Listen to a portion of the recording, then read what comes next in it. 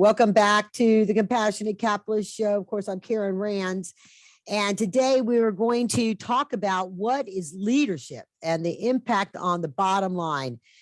We talk a lot about corporate culture and the impact that it has on the business bottom line in regards to the financial impact. That's really hard to measure when it comes to soft dollar things such as employee productivity, employee satisfaction, turnover, customer satisfaction, and retention. Just those soft dollars are hard to measure when it comes to the cost factors that impact maybe the ability for a company to produce revenue and profit or to reduce their costs, everything that contributes to the bottom line. And so what is it about leadership? I mean, leadership at the top, but also those line managers that directly impact those that affect all of those elements that I just mentioned: employee productivity, satisfaction, turnover, et cetera.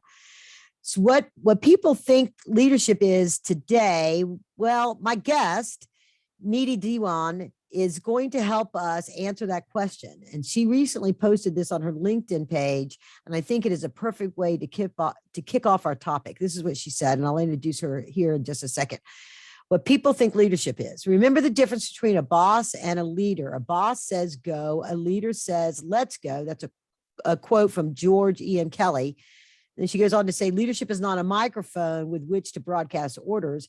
It's a kaleidoscope of roles and duties that encompass mentoring, coaching, envisioning, influencing, practicing accountability, and leading by example. There's no room for hierarchy and power in authentic leadership, only learning and listening. So with that, welcome, Neeti. Thank you, Karen. My pleasure. So let me tell you all about Neeti and why she's the perfect person to answer this question about leadership.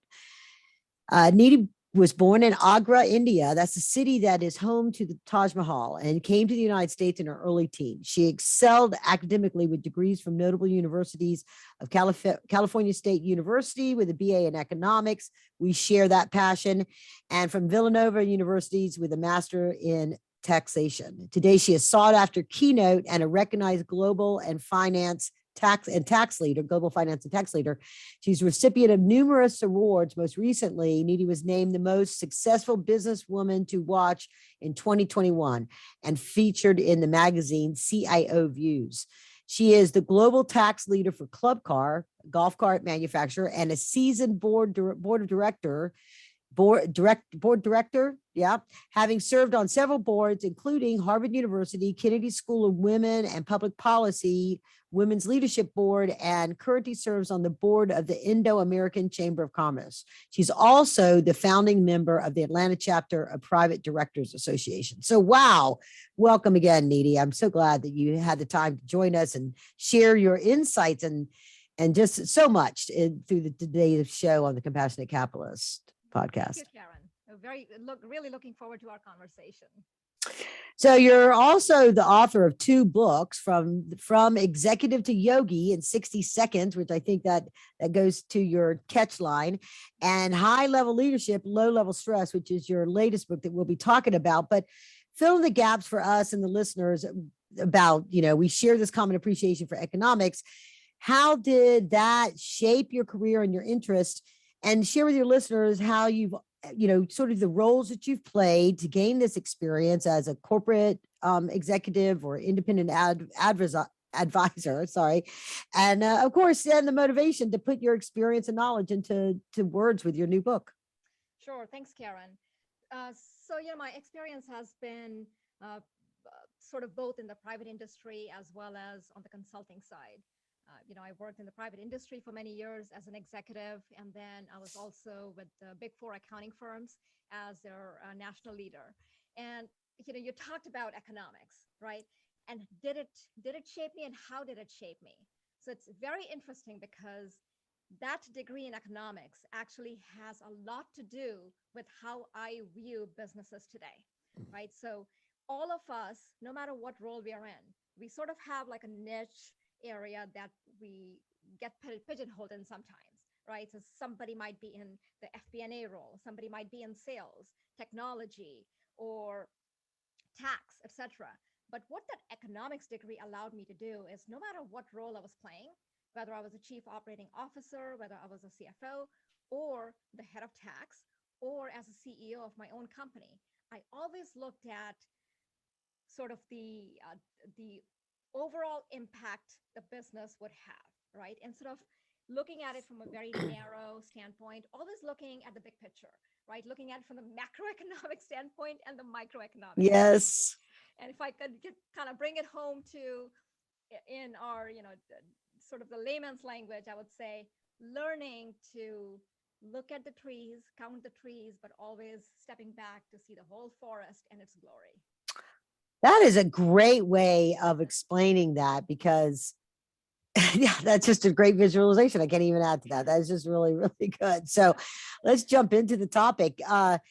So traditionally, we've looked at leadership in 5 categories. This is business school 101. If you've ever had a workshop as an executive, for those that are listening that are executives, these are going to be able to anticipate what I'm going to say.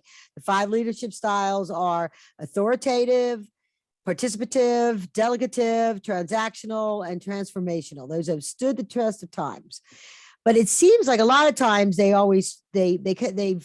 positioned them as either being a weak style or a strong style or an oppressive style or, something like that. But it seems like there's an element of all of those that's valuable in a leader, and given a specific time or stage of business, or even different levels within the organization, that you have to have some element of that. Has that changed with this sort of kaleidoscope approach that you mentioned in that quote that or that statement I first made? Yeah. So Karen, you mentioned those 5 styles of leadership. And I actually say there's a 6th and a better style of leadership. Okay. Which is, very simply put, joyful leadership. And the reason I focus on joyful leadership is that as a leader, you have so much influence, right? You're influencing where the company is moving towards, sort of that big strategy. You're influencing the employees in that company. You're influencing your vendors, your customers, everybody, and the overall culture of the company. So wouldn't it be great if, as a leader, we all come from that space of joy, of being inclusive? And the more inclusive we are of everybody around us, the more joyful we are. And that joy doesn't come just like this. That joy comes from knowing who you are as a person, having clarity about your business, and having clarity about the impact that you personally want to make. And once you're very clear about that, it's very easy to be joyful. And wouldn't you want to hang out with a CEO or leader at any level, right? It doesn't matter what your title is, but who you are working with. Wouldn't it be more fun if they're joyful? And the more joyful they are, it kind of spreads. And this way, people want to flock around and work for that person, for that leader, right? And or for that company. And you look at the Great Resignation going on. Yeah, I know exactly. That's a nice segue into the next one. But before we get there, I just want to draw our attention to our audience. What she just said there about clarity is one of her key takeaways in her new book of high level leadership and low level stress. And we're going to talk about that towards the end of the podcast. So sit tight and stay tuned but we want to talk about this ongoing Great Resignation. So, some of that's been attributed to employees that have upgraded their skills and education during the pandemic to enter new career paths. Some of that is attributed to the compensation and pay cycle issues that keep frontline hourly wage employees living paycheck to paycheck, and the other alternatives they have and opportunities to get paid more or have flexibility on how they're paid with the new, trends towards earned wages, that people being able to get access to their compensation and not just have to wait 2 weeks as they've earned it. I did a podcast on that a couple of weeks ago. I encourage you to go listen to that if that's something that you want to learn more about. But a lot of people are also reporting that they're from stories. These are some of the stories you hear either from people that have left or from people that have been interviewed in the media, that people are kind of fed up. They've been fed up, particularly women and people of the diverse nature, with this toxic corporate culture or employees just really kind of choosing to fire their bosses. So my question to you, Neeti, is how do corporations identify if leadership is a problem with their employee satisfaction, retention, and turnover, or it's something else, just like factors outside of their control? Yeah. So I think, there's a bunch of factors, right? It's not just one thing that's leading to the great resignation. There are some things that are under our control as a leader, and there are some things that aren't. So as employees have upskilled perhaps and learned new skills, they've decided to just pivot from one career to the next. That's a great thing for your employees, and we should be happy for them, Right. right? So that we cannot control. However, the few things that we can control are the corporate culture, how people are being treated. And I don't mean just kind of scratching on at the surface, right? Of saying, hey, we've got these um, mentorship programs at work, or Mhm. we've got all these affinity groups. No, it's not about that. You have to dig a little deeper. You have to talk to your employees and have an open conversation. Spend time with them to understand what's important to them. Like, we can't sit back and make a decision and try to get into the minds of our employees. It doesn't work. We have to spend the time, right? To be in front of them, to spend time with them one on one and ask them questions, ask them powerful questions. What's important to you? What do you like about this job? What would you like to see changed? And then once they give you those ideas, go implement on those, right? Not just listen, but we have to learn to implement those ideas. And once we start doing that, we'll see that our turnover ratios start going down and down and down, because that's a major drain on the bottom line of any company, right? To have to retrain, to have to lose all of that knowledge, and you have that brain drain when somebody leaves. But wouldn't it be great to, one, get to know your employees, right? So you're building solid relationships with them. When people feel that they are in a place where they're accepted, people know them for who they are as a person, not just at work. Right. They feel that they have that relationship. People don't like to leave. Right. I mean, we like to be in places where we feel comfortable, where we feel accepted, where we think that our ideas are actually being implemented and people are listening to us. Right. They're That's the valued. thing. They feel value. They feel value in the organization. Yeah. And then, I would loop back to what we talked about earlier, Right. Karen, which is, are you making the place of work a joyful place? Like, people should be excited to come and work for you, right? No matter what you're doing, there's a way to create that excitement, to make everybody feel that they are in it together with you. It's not about you. It's not about just the company. It's what we are going to build together, Right. whatever that is. That's what excites people, and that's what keeps them engaged and not leaving. Yeah. Yeah, absolutely. So it seems like it can be a difficult thing to transform, if not impossible, to change a seasoned executive leadership style, particularly if a founder of a company that's gone the distance to an IPO. So they've been who they've been. And in some cases, some of those styles we talked about work really well when somebody's in that initial startup and they've just got to muster through and get things done. And they don't, their time is precious, and, action, it needs to be taken. And, so they've got to, right. And then you get where you start to have a corporate to establish a culture in, right? Or you get, sometimes it can get really, really big. And so the leadership style that leader gets insulated from the layers, right? But I'm going to use it as an example. So it seems like, sometimes we have to have the adult in the room, right? That says this manager or this exec is the problem. And it could be a higher level manager or a person that's on the board of directors. But if we look at Vishal Garg, he's the CEO and founder of the mortgage company Better.com. And most people listening probably saw the news when it happened, because it was quite stunning at the time. He laid off 900 employees over a Zoom call, and in the course of doing that, also accused them of stealing from the company. Sparked this big backlash of current employees, those employees, and how it was handled, and the public shareholders itself. I think he was in the process of going IPO, and there's some theory he was trying to cut the expenses to make his offering look better, but he had to delay the offering, as a result. And I'm sure they're probably working on a Harvard business case study on it right now. So chicken and egg, where his employees are unproductive because of his leadership style that trickled down into the corporate culture, and they were frustrated. They weren't committed. They didn't feel valued, right? All the things you just talked about. There was no joy in the job, but no one was really looking at that until his visible and callous authoritative leadership action. And I know our audience and myself included would love to hear your thoughts about that before I move on to the next question regarding that topic. Yeah.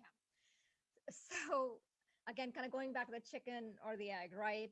I think as a startup, the day you put your company on paper, okay, that's the day we need to start thinking about the culture. We need to define it from day one.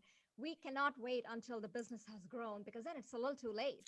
You're Yeah. kind of doing it haphazardly. You're going to do it. You sort of will be kind of that knee-jerk reaction because you're growing so fast, you're moving so fast, and you don't have time anymore. However, if you start to define that culture from day one as to what that company is going to look like, that vision of the culture, then it's very easy to kind of keep that growing in the same manner, even if the company is growing exponentially and very fast, right? Now, with some of the startups, yes, we've seen that they have this culture where people haven't paid much attention to, and the example that you used. There I also put some onerous on the employees, and I'll tell you why. It might sound contrarian. Okay. However, I think as an employee, we also need to take some responsibility and work for companies, select for companies that match our personal culture, right? We can't, not every company, not every CEO is going to be the same. They're not going to be at the same par level in terms of culture, values. And we have to make sure that our personal values, our worldview is aligned with the values of the company, right? So that's where our responsibility comes in. However, it's hard to do. What if somebody is looking for a job and that's the only job they can find? It's Right. really tough, right? So yes, as leaders, it's behooves us to have that culture defined. And it's about doing those little things every day. Right? So I'll give you an example, Karen. Okay. Years back, I was a new staff person working at a large accounting firm, and I think I was the only person of color, and but I never felt excluded. I was always felt very welcome. But what was a tipping point for me, and what kept me there, was we went to a big event, and it was about 200 leaders in that conference room, and we're being served lunch. So here comes lunch. I'm very hungry because I haven't had breakfast. I was rushing to this meeting. Lunch arrives, and it's a big piece of steak. And I'm looking at the steak is staring back at me, and I'm staring at the steak. Well, I didn't eat steak, right? So I'm a pescatarian. And so I said, okay, no problem. You're a young staff person. You're like, I'll just eat around. I'll have the couple of pieces of broccoli that came with it. I'll be fine. I'll go out and grab some tacos later on. But the leader who was sitting next to me, he had the foresight to ask me, Neeti, do you eat steak? And I said, I don't, but it's all right. And he goes, no, it's not. It's not all right. Called the person in charge and he said, can you get her a vegetarian plate? It was that simple. And do you know, I still keep in touch with that leader. It was 30 years ago. That's what it means to be inclusive, being aware of who is in the room, being aware of being inclusive, right? Not having these affinity groups. It's about what you're doing day in and day out every single day. Yeah. Sometimes that's sometimes referred to as servant leadership as well, right? That's been a thing. So I think your joyful leadership, because and part of it is that leader being aware of, as you say, and caring about people and other people around them, and seeing that their team members of their company are part of, and I hate to use the word family, but they're part of the ecosystem that's going to accomplish that, beyond that own leaders' goals, particularly their CEO. They've got a vision for their future, and they recognize that they cannot do it all on their own. They have to be able to have people that they trust and empower to do the job. And the way that you gain trust and trusting them is that they trust you because that leader sees them for who they are and values them for who they are, right? Yeah, Karen, I mean, you touched on it, so there's a whole chapter in my book on trust because Okay. I think that's sort of the first stepping stone towards being a leader. And if you don't have trust, you have nothing. Yeah. You cannot be trusted by your employees or by your seniors or your colleagues. There's Yeah. going to be no great business built around that, because trust is the first brick, I would say, or to lay that foundation of a great business. Yeah. Once you have that trust, then everything else is built upon it. I mean, that's, we talk about business, but that same thing goes with our personal lives, right? We need to have that trust within our families, with our friends, and how we interact with each other. And once you have that trust, then everything beautiful can be built on top of that.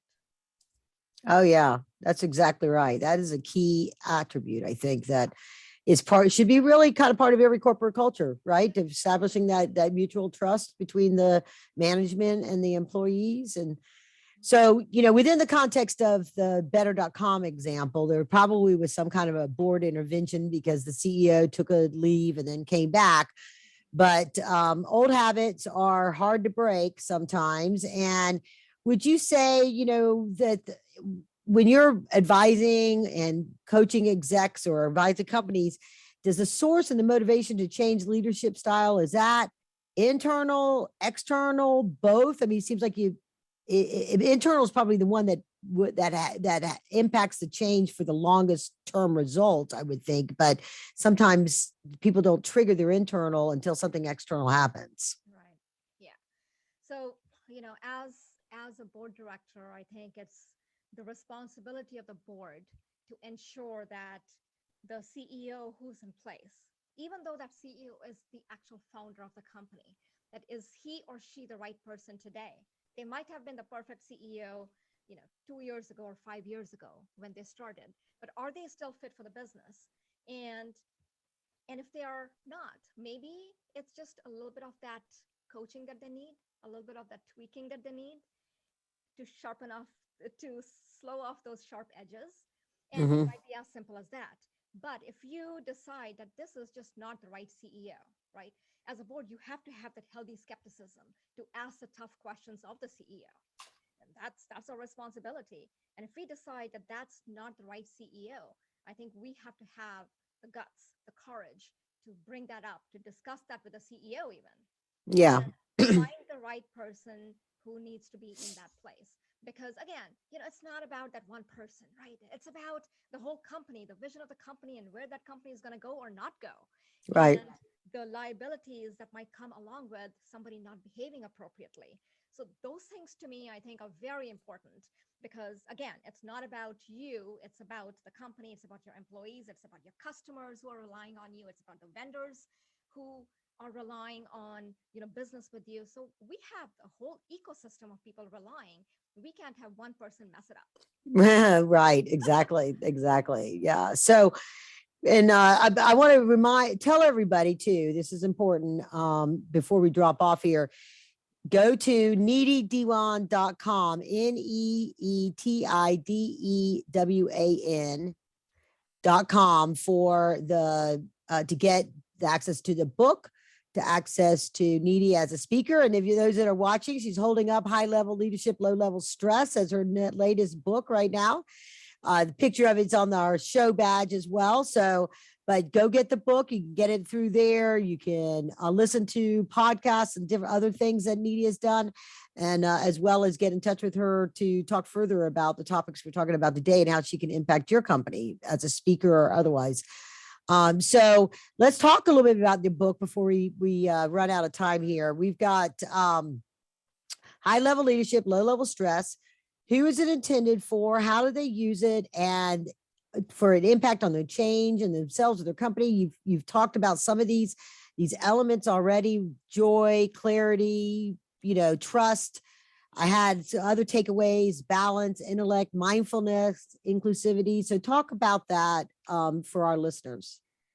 Yeah, so Karen, one of the reasons why I wrote this book is, wherever I go, I hear people complaining about how much stress they have in their lives. And so what's happened is that if you think or you truly believe that you have this heavy stress on you, you're not going to be able to perform at the best, correct? So we do our best when we are at ease, we're feeling great, not when we are stressed out. So what are some of the things that you need to put in place as a leader to be able to avoid that stress? And I won't use the word manage stress, because you manage a business, you manage your investments. I don't like the term manage stress. Who wants to manage stress? Right? Yeah. So let's say, how do you eliminate stress? And one of the things is, I feel that many of us have learned to kind of believe in some of the nonsense that we've been hearing about leadership, which is, it's, as a leader, you have to be stressed out. As a leader, that busyness is a great thing because that's a badge of honor. My gosh, I'm working so hard, right? As a leader, I must have stress. And you kind of believe in that. I call it nonsense. However, as a leader, I think the biggest thing that you can do is to take control of what's going on in your mind. The minute you learn to calm yourself down, the minute you learn to kind of take that deep breath, the minute you learn to stop that chatter that's going on in here, which basically means you're learning to manage your mind, you're learning to manage yourself better, and how you react to somebody, and you don't have that knee jerk reaction. That's when you'll learn how to manage others around you. I mean, if you can't manage yourself as a CEO or Yeah, a CFO, how are you going to manage others? How are you going to manage a business? that's Right? so true.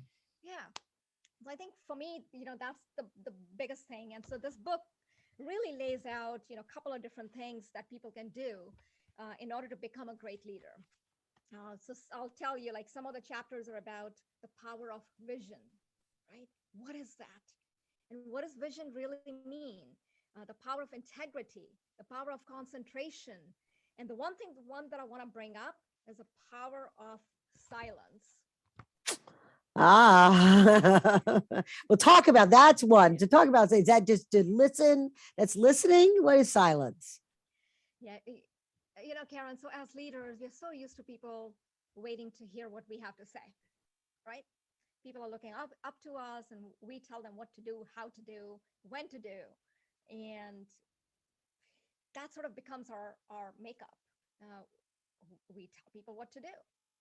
However, Mahatma Gandhi once said,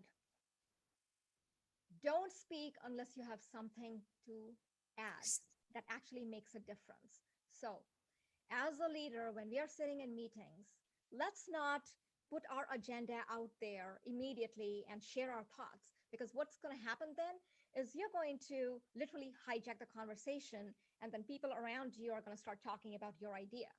But what if you could put out questions about what we should be doing about XYZ, right? Whatever that is in business. Um, Put that idea out there and get silent. Sit back and listen. Listen to people around you, listen to other leaders, listen to employees, grab their ideas, because that's where some of the best ideas come from people who are actually working in the business, right? So we Mm-hmm. have to learn to be silent. And the reason I also focus on that silence is because, I'm a daily meditator. So I meditate every morning for about half an hour. And Karen, I started meditating, at the age of 15 because my grandfather taught me that. And what I'll tell you is the difference between the days I do and the days when I don't. The days when I do, I have such clarity about what I want to accomplish that day, who I, Neeti Dewan, want to be as a person. And I don't care what happens around me, what storms are brewing, right? And what somebody's doing to push your buttons. It's not going to change how I act. I'm not going to react. I'm going to act. I'm going to be who I am.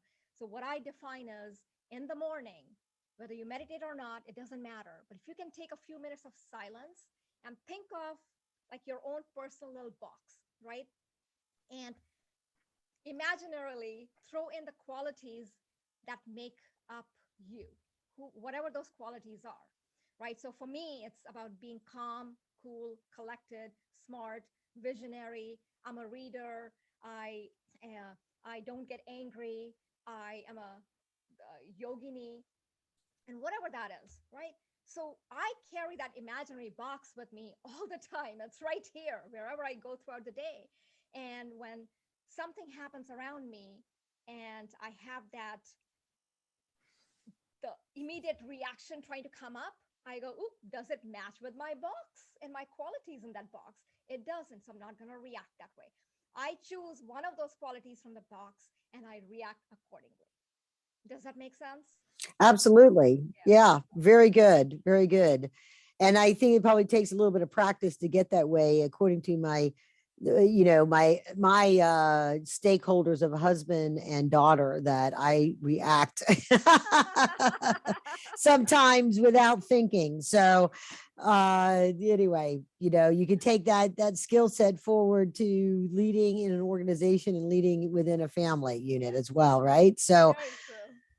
all right. Well, we have just under a minute left. So I wanted to give you an opportunity to say something about, the importance of education and girls and women that you're passionate about. And, I don't want to get cut off on that, but so I want to encourage people to go to your